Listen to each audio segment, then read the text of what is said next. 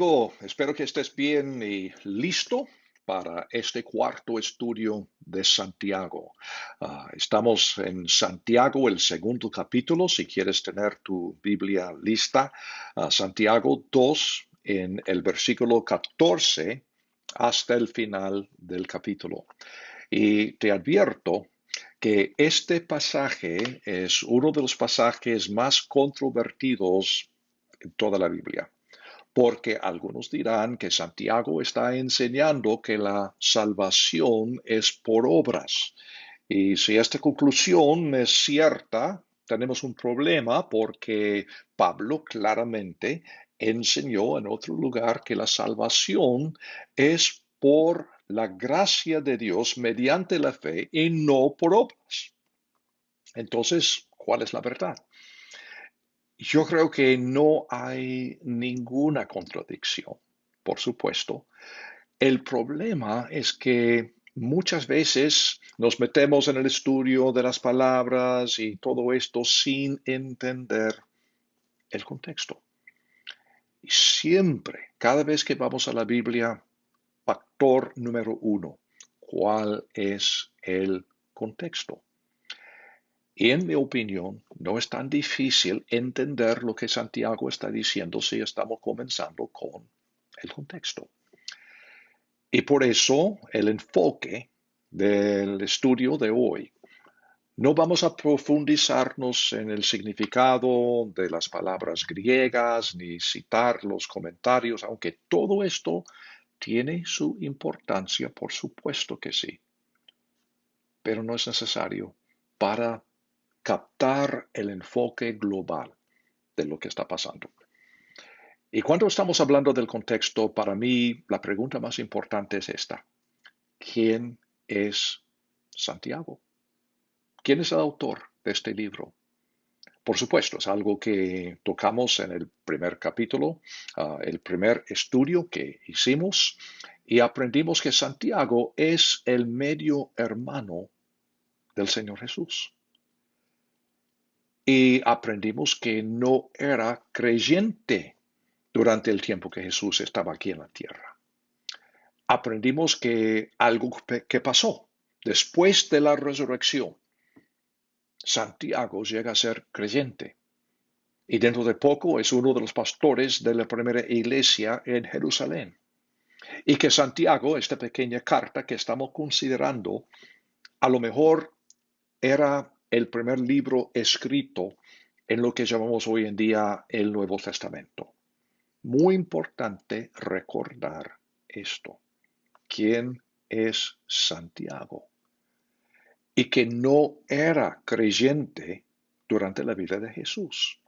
Ahora, si fuera posible meternos en el escenario del primer siglo, en este pequeño pueblo de Nazaret, en donde se crió nuestro Señor, y Santiago, y los demás hijos de José y María, porque el mismo texto en Mateo 13 dice que había otros hijos más, hermanos y hermanas de Jesús. Y según entendemos, ninguno de ellos era creyente en Jesús. Durante el tiempo que Jesús andaba por todos lados enseñando cosas radicales. Ahora, nunca, jamás contradecía la ley, ni pecó, pero lo que él enseñaba era totalmente radical en su día. Y los líderes religiosos de Israel habían agregado tantas cosas más a la ley que Dios le dio a Moisés. Ahora, pensémoslo. Jesús nació de María cuando era virgen. Y todos entendemos la historia navideña, cómo es que José descubre que María ha quedado embarazada y él sabe que él no es el papá. y está dispuesto a divorciarla porque en aquel entonces el divorcio se hizo también antes de la boda porque el compromiso fue una cosa tan seria.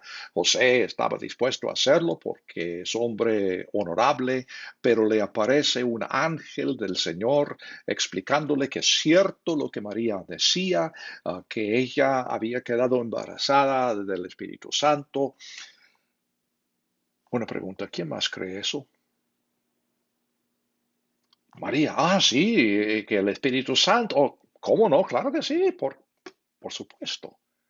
No, al contrario, había estigma durante toda la vida de Jesús, durante toda la vida de María, de José. O sea, son parte de la vida de este pueblo Nazaret, pero rumores, uh, chismes, uh, acusaciones. Ahora, si eres uno de los hijos biológicos de ambos, José y María, y tu medio hermano es Jesús, centro de esta controversia, y que es más, que es peor, al ser hombre, comienza a andar por todos lados enseñando cosas radicales contra la tradición de muchos judíos, trayendo vergüenza sobre la familia que ya tenía vergüenza y en esta cultura cosa muy, muy seria. Entonces no es tan difícil de imaginar el ambiente familiar de Jesús con sus medio hermanos. ¿Y por qué es que no son creyentes en él? Eso de traer vergüenza sobre la familia, como digo, cosa seria en esta cultura, en muchas culturas en el mundo hasta el día de hoy. Pero algo pasó. Y lo que pasó es que después de la crucifixión de Jesús, al tercer día, después de estar en la tumba 3 días, no se trata de algo que pasó después de una cirugía, cuando técnicamente estaba muerto 35 segundos este tipo, no, después del tercer día, Jesús resucitó de los muertos. Y esto todo lo cambió. Cambió también la vida de Santiago. Ahora Santiago está diciendo, Dios mío, es cierto lo que Jesús decía. Y dentro de poco, Santiago llega a ser creyente en Jesús como el Mesías. Y dentro de poco es uno de los pastores de esa primera iglesia en Jerusalén. Y dentro de no mucho está escribiendo esta carta a sus compatriotas, otros judíos dispersos por todos lados, porque él tiene la carga de enseñarles que es cierto lo que están diciendo. Yo sé, yo soy su medio hermano, claro que sí, claro que es cierto. Él llega a entender que Jesús vino para establecer algo totalmente nuevo. No vino para decir que lo que tenían era totalmente equivocado. No era eso. Él realizó la ley. Él lo llevó a cabo cuando nadie más pudo haber hecho esto. Jesús, Jesús vivió la única vida totalmente de acuerdo con la ley, pero también a la misma vez enseñaba, hay más, hay algo nuevo que viene. Entonces, perdón, como aprendimos, hizo la ley obsoleta, no equivocada, sino ya realizada. Y ahora tenemos algo totalmente nuevo. Ahora, ¿cómo es posible que Santiago va a enseñar que tenemos que volver a vivir según la ley? y que la salvación entonces es por medio de las obras de nuestras vidas. A mi juicio, eso no es posible. Eso no hace sentido. Claro que no. Santiago está diciendo otra cosa. No trata de decir que la salvación es por obras. La salvación, según Santiago, es a través de Jesús, porque es el Mesías, es Dios encarnado. Y todo tiene que ver con la prueba de la resurrección. Además, los líderes de los judíos, los fariseos que enseñaban que la salvación es por las obras, son aquellos que son los líderes en matar a su medio hermano Jesús. ¿Cómo es que Santiago va a enseñar que la salvación es mediante las obras? No, no hace sentido. Pero, dice Santiago, es la evidencia. Las obras son la evidencia de la fe genuina, de la transformación, del cambio, de este nacer de nuevo. Esto sí está diciendo que uno tiene que examinar su vida para ver si su fe es genuina, y si es genuina, así se ve la salvación. Obras acompañan la salvación. ¿Y sabes qué? Pablo decía lo mismo. No hay contradicción. En su segunda carta a los Corintios, capítulo 13, versículo 5, las palabras de Pablo. Examínense a ustedes mismos para ver si están firmes en la fe. Pruébense a ustedes mismos. ¿O no conocen en cuanto a ustedes mismos que Jesucristo está en ustedes, a menos que ya estén reprobados? Los dos, Pablo y Santiago, están diciendo lo mismo. ¿No tienes obras? ¿No tienes cambio? ¿No estás creciendo? ¿No ha habido una transformación? Oigan, algo anda mal. Ahora bien, ni tú, ni yo, ni Pablo, ni Santiago tenemos la autoridad para juzgar si la fe de otra persona es real o no. No es eso.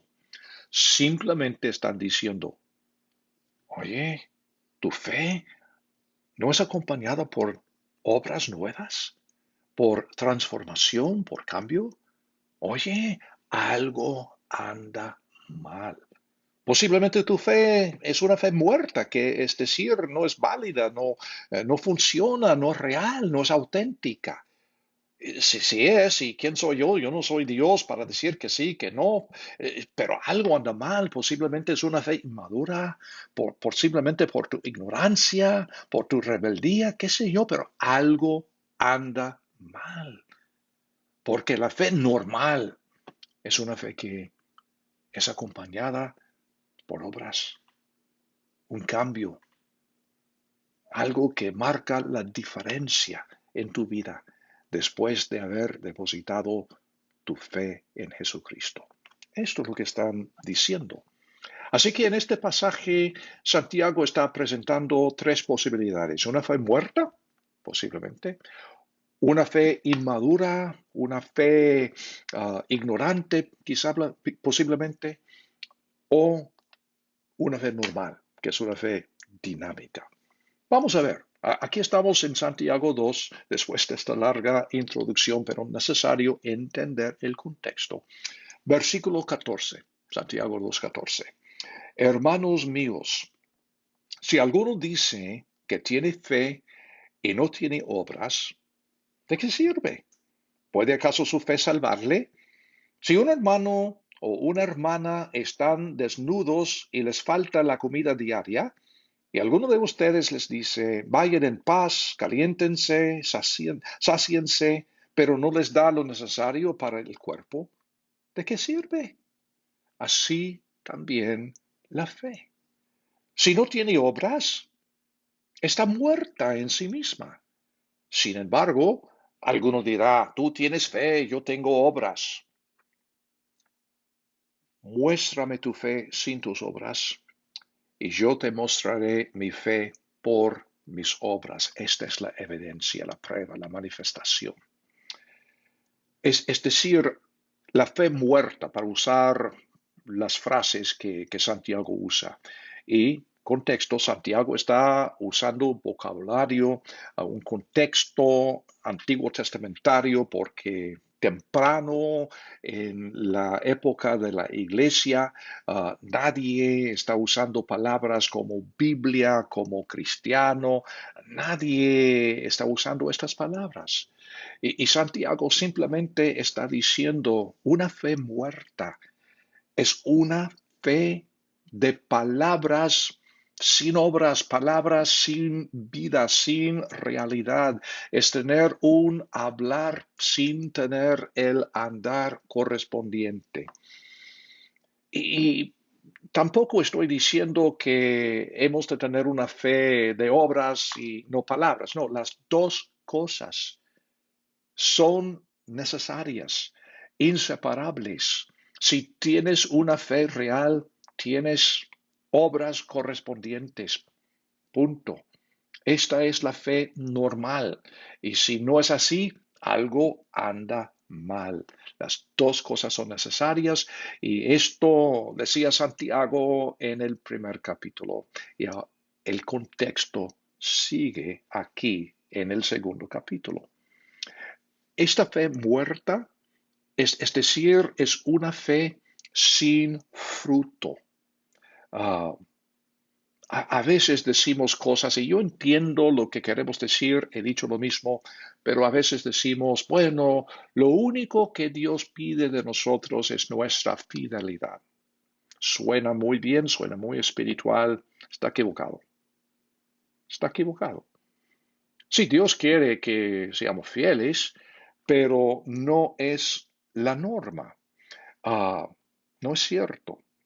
Jesús nos dio una parábola de los talentos y en el último caso, el tipo que fue maldecido es aquel que era fiel en guardar todo lo que su maestro le había encomendado, pero sin invertirlo para hacer ganancia, para dar fruto. Él fue el maldecido, el fiel. El fiel que no hizo nada, sin obras. La fidelidad se espera. Claro que sí, así es la fe normal. No, no es gran cosa, o sea, hijo, has sido fiel. No, no, no. La fe se espera, se espera. No es algo a que aspiramos, es lo normal. Lo que se requiere es el fruto, las obras que acompañan la fe genuina. Juan 15. Aquí encontramos palabras de Jesús poco antes de su crucifixión. Juan 15, comenzando en el versículo primero. Van a reconocer seguramente estas palabras. Jesús dijo, yo soy la vid verdadera y mi Padre es el labrador. Toda rama que en mí no está llevando fruto, lo quita. Y toda rama que está llevando fruto, la limpia para que lleve más fruto. Ya ustedes están limpios por la palabra que les he hablado. Permanezcan en mí y yo en ustedes. Como la rama no puede llevar fruto por sí sola si no permanece en la vid, así tampoco ustedes si no permanecen en mí. Yo soy la vid, ustedes las ramas. El que permanece en mí y yo en él, éste lleva mucho fruto, pero separados de mí, nada pueden hacer. Si alguien no permanece en mí, es echado fuera como rama y se seca y las recogen y las echan en el fuego y son quemadas. La fe genuina que viene de estar en Cristo y Cristo en nosotros. Pablo decía las dos cosas a los Efesios. Estamos en Cristo, a los colosenses. Cristo está en nosotros porque Pablo entendió este concepto. Y si así es, habrá fruto.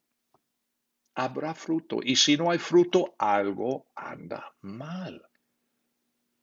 Va al cielo, va al infierno. ¿Quién soy yo para decir esto? ¿No? Solo Dios puede decir esto. Si la fe es genuina, va al cielo, claro que sí. pero no estamos esperando al cielo. La, la fe tiene una manifestación de cambio y transformación ahora mismo en esta vida. Siempre digo que para muchas iglesias, la fe tiene tan solo dos dimensiones, pasado y futuro. Presente, nada. Yo acepté a Cristo hace 30 años, qué lindo fue, seguro. Claro que sí, muchos podríamos decir lo mismo. Y algún día voy a estar en el cielo, aleluya. Magnífico. ¿Y ahora qué pasa? Y en muchos casos, nada. Nada ha pasado desde aquel día en que dicen depositaron su fe en Cristo Jesús y no están esperando nada hasta llegar al cielo. Y hay muchas iglesias así son, que tan solo aquí estamos los fieles, los 10 de nosotros aquí, estos 20 años que no ha pasado mucho, pero aquí estamos cómodos y alabándole al Señor, aleluya. Tantas iglesias hay que son iglesias geniales para 1980, pero no han cambiado en nada desde entonces, totalmente han perdido su relevancia. No entienden lo que está pasando en el mundo y por qué están aquí en la tierra para tener obras, para anunciar el Evangelio. Fruto, fruto. Y la fe muerta es una fe de palabras únicamente. Es una fe que no da fruto, no da fruto. Y, amigo, si nada ha cambiado, a veces personas dicen, bueno, mi abuelo no hablaba mucho, no tenía mucho tiempo para Dios, pero me dijo una vez que hace 40 años atrás había depositado su fe en Cristo en una reunión evangelística y que, bueno, yo no estoy para decir que sí o que no, solamente digo que andaba extremadamente mal en la vida de su abuelo. Fe muerta, fe inmadura, fe ignorante, yo no sé, algo andaba mal. Ahora, la otra posibilidad, además de una fe muerta, es una fe inmadura, una fe ignorante, una fe que engaña a uno mismo. Esa es la otra posibilidad y vamos a ver lo que Santiago tiene que decir aquí en versículo 19. Tú crees que Dios es uno. Bien haces. También los demonios creen y tiemblan. Pero ¿quieres saber, hombre vano, que la fe sin obras es muerta? Es decir, en términos del primer siglo, Santiago quiere decir que entender quién es Dios no es gran cosa. Hasta los demonios creen en Dios, saben quién es. De hecho, los demonios conocen a Dios mejor que muchos teólogos en cuanto a conocimiento. No lo conocen como su Señor. Este es el problema. Pero conocimiento tienen bastante, más que nosotros. Es decir, que una fe inmadura y una fe ignorante parece ser una contradicción, pero no es. Es una fe que tiene un montón de conocimiento, pero sin cambios. Conocimiento sin cambios. Porque el plan de Dios es que estemos creciendo y cambiando constantemente. No solo aferrándonos de lo que ya aprendimos. Y de vez en cuando pongo cosas en Face o en algún mensaje y la respuesta, amén, amén, amén, así es, así es, así es. Lo que estoy esperando de vez en cuando es alguien que diga, Dios mío, eso no entendí. Eh, o sea, el conocimiento no es simplemente para confirmar lo que ya aprendí, es para crecer, es para que para ser diferente mañana que hoy. Es para transformarnos. Conocimiento sin cambios no vale en cuanto a la fe. Ah, algunos dicen a veces que cuánto me fascinan los símbolos y los tipos y los números y todo esto y toda su vida gira alrededor de esto que simboliza, que representa.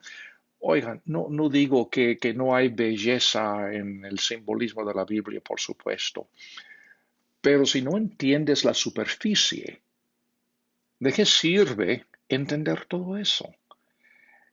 Y te digo con tristeza que he conocido a tantos que dicen ser creyentes que no entienden nada de lo que es la vida, pero fascinados del simbolismo que esto representa, que tantos números 7, que no sé qué, que el otro, y solo quieren hablar de esto. Pero si este conocimiento de veras vale, es un conocimiento que te transforma y después eres un mejor marido o esposa, eres un mejor padre o madre o vecino. Amas más a Dios, amas más a tu prójimo. Y no simplemente hablando las 24 horas del día del simbolismo y los tipos y los números.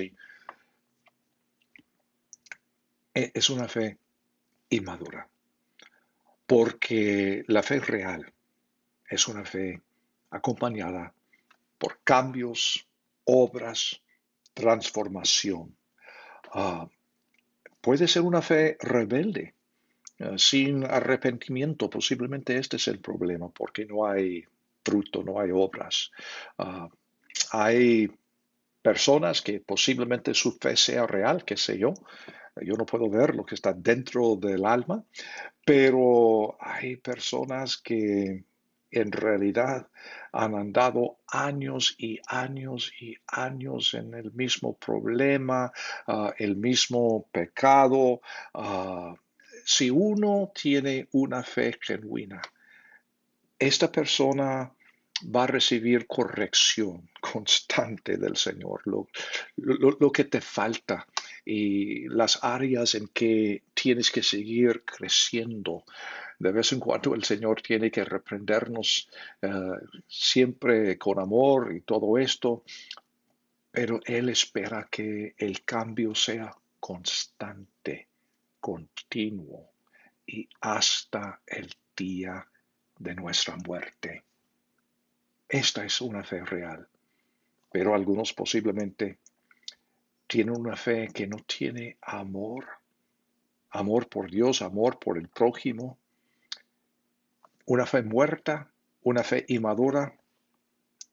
Yo no puedo decir, no puedo juzgar, solamente digo, algo anda mal. Punto. Hay una fe que es una fe real. Y la fe real es dinámica, o sea, normal. Es una fe que tiene muchas obras, que tiene un cambio continuo.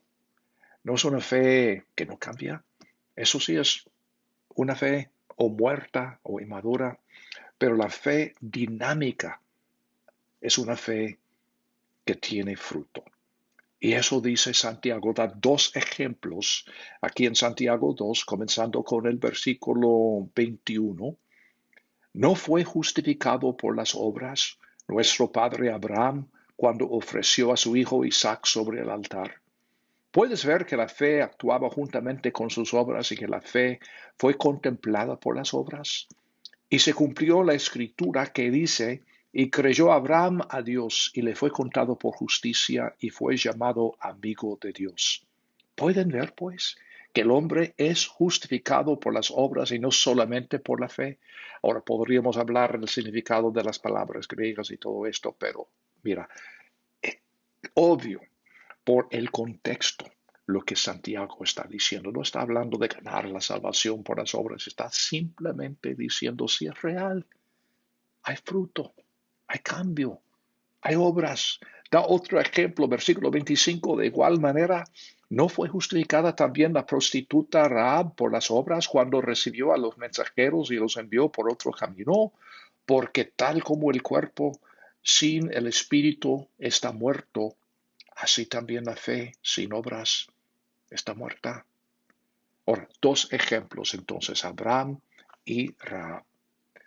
Es decir, que la fe real, la fe dinámica, es una fe como la fe de Abraham que da, que ofrece libremente. Isaac, su hijo, se le había prometido a Abraham por Dios mismo.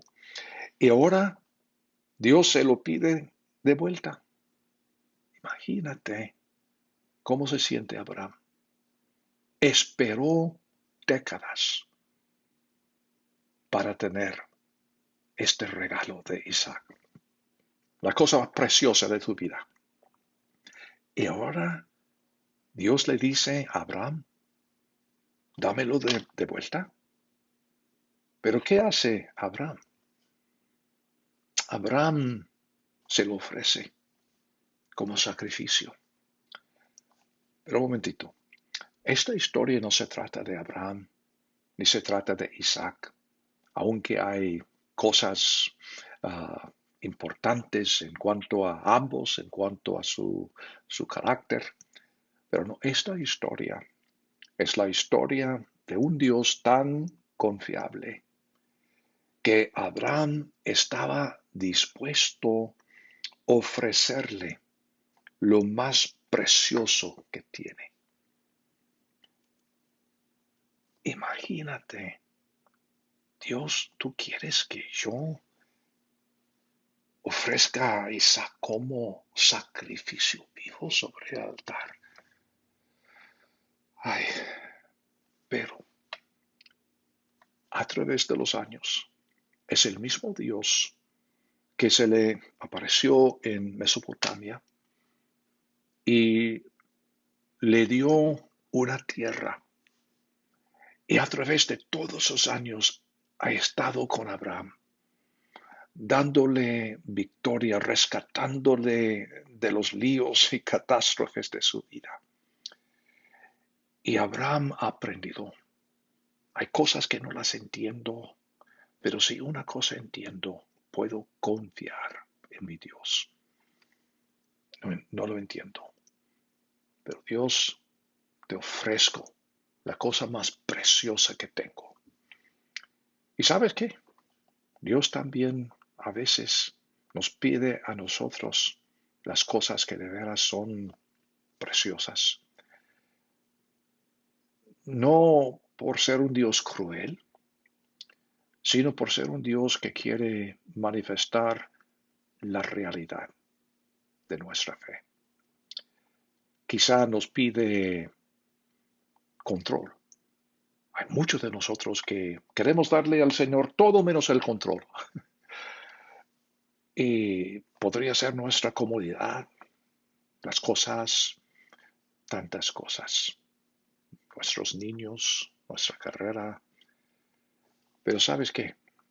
El asunto básico, en este caso, ¿quién es Dios? Es el mismo Dios que envió a su propio Hijo, Jesucristo, a morir en nuestro lugar. Es el mismo Dios. Y si nos pide algo, y si no lo entendemos, sabemos quién es. Y hemos aprendido que podemos confiar en Él.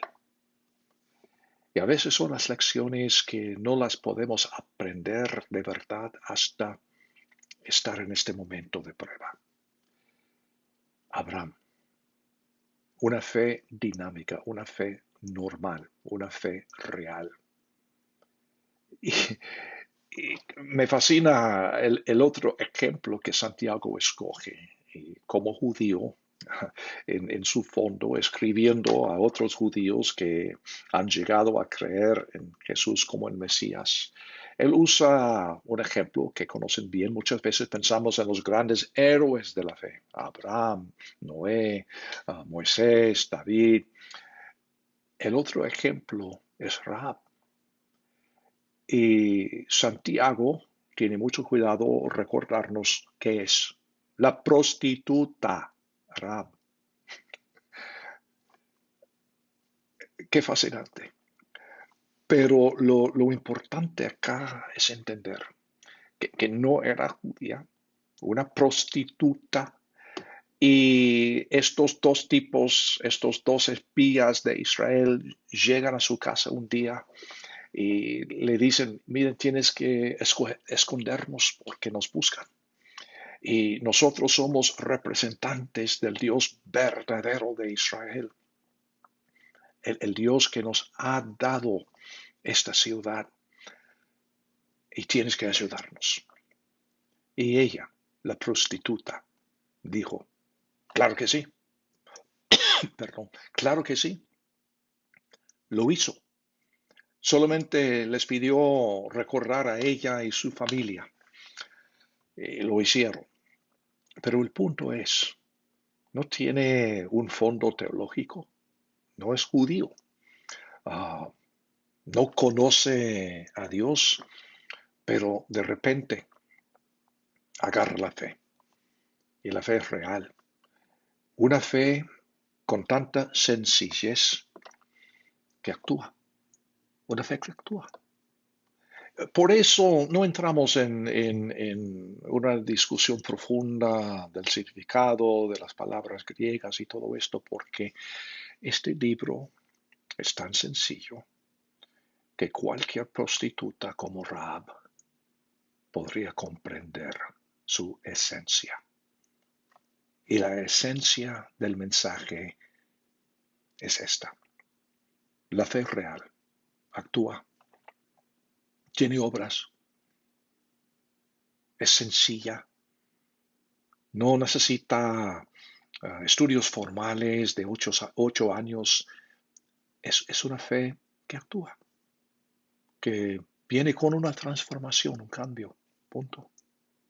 Abraham, el gran héroe de la fe, fundador de la raza hebrea.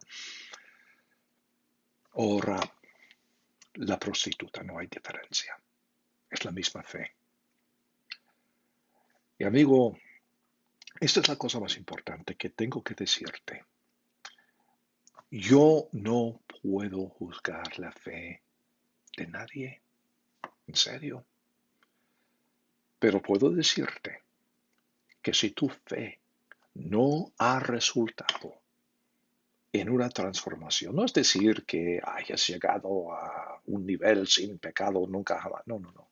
Simplemente si no estás creciendo, si no hay obras como manifestación de tu fe en Cristo Jesús, algo anda mal.